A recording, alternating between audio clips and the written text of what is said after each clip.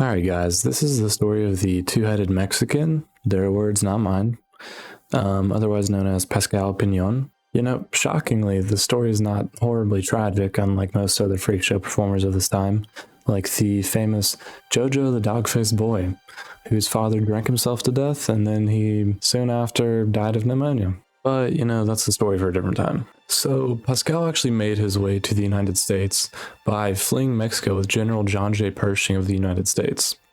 This was after Pancho Villa, who was a Mexican revolutionary and guerrilla leader, had taken Pasqual's family ranch from him. And in order to support his wife and 6 children, he decided to take a job in the circus. So this is the story that the Sells-Floto Circus was telling people. But in reality, Pasqual is just a simple, poor railroad worker with an odd-looking head who happened to be discovered by a circus promoter. He was then put on tour throughout the country as the two-headed Mexican and became quite notorious, actually. And what may come as a surprise to all of you is that his little buddy up top actually wasn't a real face.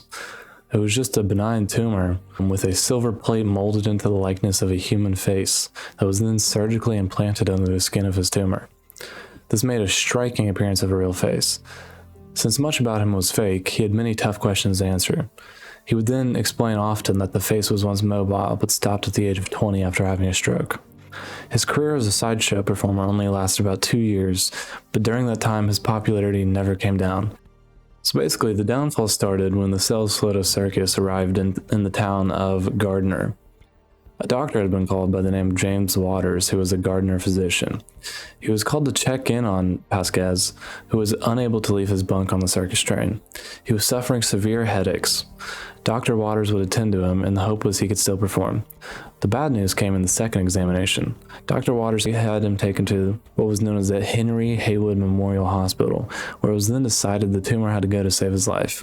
Basically, what doctors would soon find out is that Pasqual would actually start having dementia due to the silver plate that was compressing his brain, and it had to be removed.